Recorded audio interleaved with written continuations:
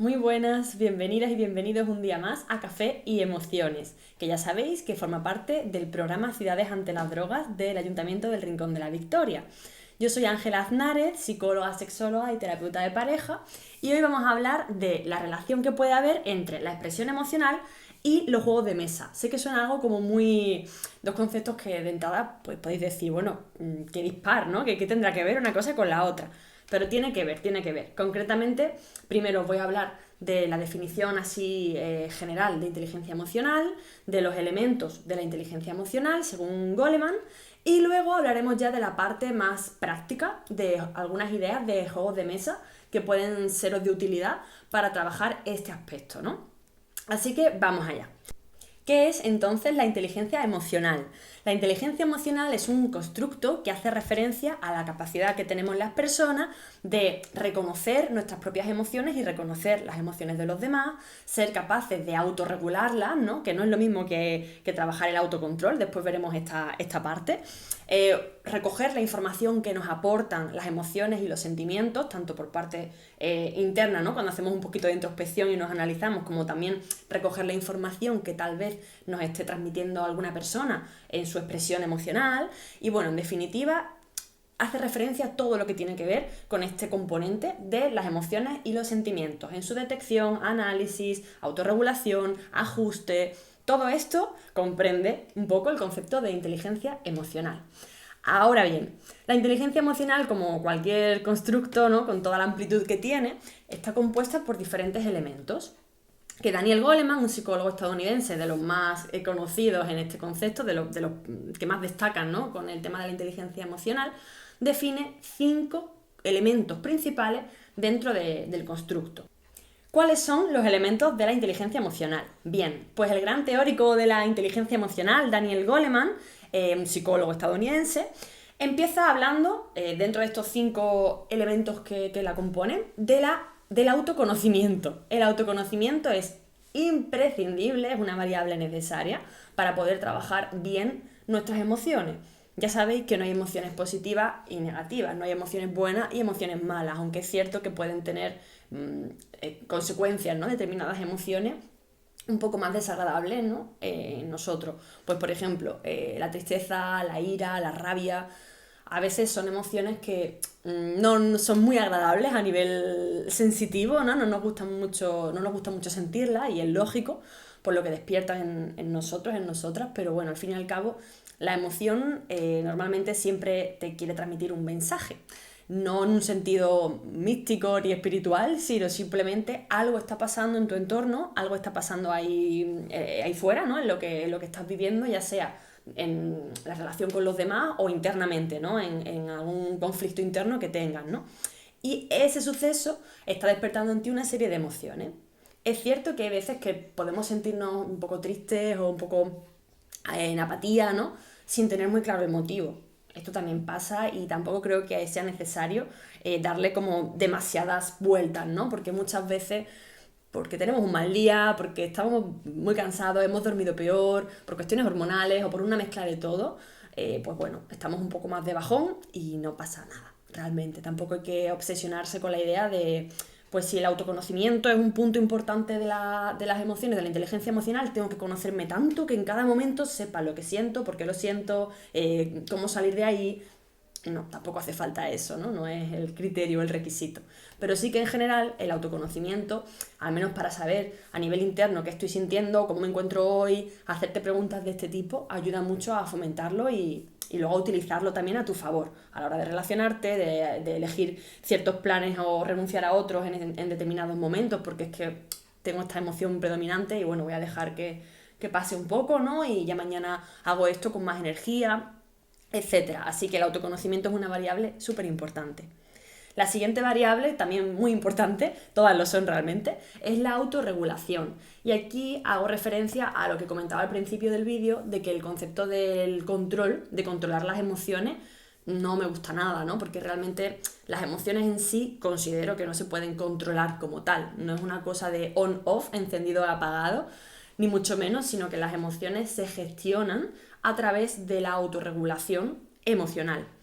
¿Qué es esto? Pues esto es, primero, como me conozco, identifico lo que estoy sintiendo Y cuando lo identifico, qué emociones o qué serie de emociones, porque muchas veces hay más de una, no es una cosa ahí que vaya, ¿no? Necesariamente de una en una. Cuando lo identifico, pues ya puedo ver cómo apaciguar un poco la emoción si es que siento que sea necesario. Porque muchas veces es cuestión de que todo pasa, absolutamente todo, ¿no? Hasta las emociones, como es evidente. Entonces, pues tampoco es necesario todo el rato tener que salir de ahí o ver qué puedo hacer. Eso no es autorregulación. Pero sí que la autorregulación permite como tener un poquito más también de estabilidad, ¿no? En este sentido. Luego tenemos la motivación. La motivación aquí a lo mejor os resulta un poco más aleatoria, ¿no? De por qué estamos hablando de motivación cuando hablamos de emociones, pero es que es verdad que dentro de estos elementos la motivación es una variable importante como para dirigir de alguna manera las emociones que tenemos hacia objetivos, hacia metas, hacia valores que para nosotros sean importantes. Entonces la motivación tiene mucho que ver con las emociones desde este punto de vista, ¿no? También te permite adaptar en base a la autorregulación, pues las emociones que estás sintiendo, teniendo muy en cuenta que como tengo esta meta, como quiero conseguir esto con esta persona, como tengo este objetivo en este momento de mi vida, pues como que también favorece más el actuar con tesón, con perseverancia, por este lado, ¿no? Es como se plantea de cara a la teoría de la inteligencia emocional. Luego la empatía es otro punto fundamental porque la empatía no es qué haría yo en esta situación, ¿no? que me comenta esta persona. ¿Qué haría yo si me acabase de dejar mi pareja? Porque no me está pasando, pero a mi amiga sí, entonces como, ay, pues yo no me pondría así, pues yo no dramatizaría tanto, o pues yo haría tal cosa. Creemos a menudo que eso es empatizar, pero no es eso. Empatizar, como tanto se dice, es ponerte los zapatos de la otra persona, sí, pero desde la visión de esa otra persona. Es decir, teniendo en cuenta el mundo de esta persona, tanto interno como externo, sus valores, su sistema de creencias, lo que para ella es importante y lo que no, cómo vive las relaciones, su pasado, sus objetivos vitales, me pongo en esa situación y pienso, uff, ¿cómo me sentiría yo si fuese ella realmente? Ese es el punto, ¿no? de la empatía. Entonces, claro, ya se ven las cosas de otra manera. Es muy importante tener esto súper claro. Y claro, la empatía es una parte fundamental de la inteligencia emocional. Sin empatía no puede haber inteligencia emocional en absoluto. Y la última parte son las habilidades sociales, el último elemento. También tiene mucho que ver con la empatía, por supuesto, y las habilidades sociales hacen referencia, en general, a tu capacidad de adaptarte a la comunicación tanto verbal como no verbal con otras personas. No solamente en un ámbito formativo, laboral, que siempre se habla mucho de habilidades sociales de cara a una entrevista de trabajo o a ciertas pruebas, ¿no? que se tienen que hacer en procesos formativos o laborales.